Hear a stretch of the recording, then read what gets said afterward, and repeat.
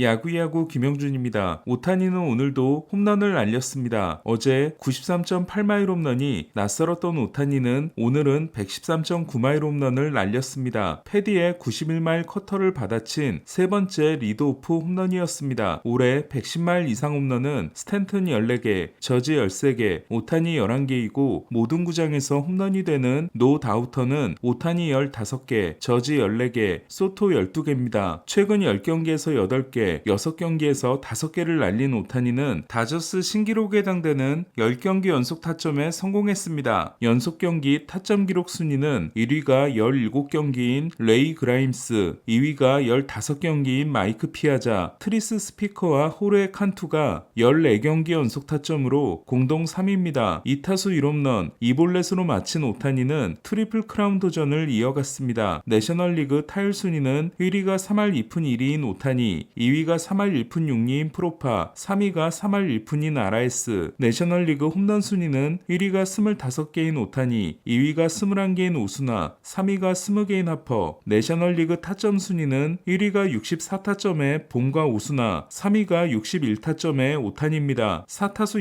2안타를 기록한 로하스는 자신이 안타를 친 경기에서 팀의 24연승이 이어졌습니다. 이는 2010년 칼로스 페냐의 안타 때 템파베이의 20연승을 넘어선 메이저리그 신기록에 해당됩니다. 글래스나우를 제외하면 가장 안정적인 피칭을 하고 있는 스톤은 9이닝 7K 무실점 승리를 따냈습니다. 다저스 투수의 완봉승은 2022년 4월 26일 뷰러 이후 처음이며 다저스 루키 투수의 완봉승은 2013년 류현진 이후 처음입니다. 15경기 9승 2패 2.73의 스톤은 8경기 4승 2.14의 스킨스, 메릴, 오티스와의 신인왕 경쟁에서 밀리지 않는 분위기입니다. 사실 스킨스의 임팩트를 제외하면 지금까지는 스톤입니다. 다저스에게 3연전을 모두 내준 화이삭스는 38경기 성적이 7승 31패가 됐습니다. 독보적인 꼴찌인 화이삭스는 1962년 매치를 넘어서는 121패 페이스입니다. 앞선 3경기 성적이 7이닝 1실점, 6이닝 2실점, 7이닝 2실점이었던 패디는 6이닝 4실점 패전을 안았습니다. 그럼 오늘의 메인 주제를 시작하겠습니다. 켄 윌리엄스 사장과 리칸 단장 시절 화이삭스는 다른 팀과 구별되는 두 가지 특징이 있었습니다. 먼저 쿠바에 대한 무한 사랑입니다. 초창기 쿠바 선수인 미니 미노소가 영구 결번 선수가 된 화이삭스는 2005년 호세 콘트레라스와 올랜도 에르난데스의 활약에 힘입어 월드 시리즈 우승에 성공합니다. 1917년 우승 후 88년 만이었습니다. 그 후로 화이삭스는 알렉세이 라미레스, 대안 비시에도, 호세 아브레유, 요한 몬카다와 루이스 로버트, 야스마니 그랜달, 요더 알론소 등을 영입합니다. 알론소의 영입은 마차도를 데려오기 위함이었지만 알론소는 매제인 마차도에게 화이삭스가 아닌 샌디에고를 추천했고 화이삭스는 타티스에 이어 마차도까지 샌디에고에게 빼앗깁니다. 화이삭스의 또 다른 특징은 좌안사랑입니다. 그 전부터 1라운드에서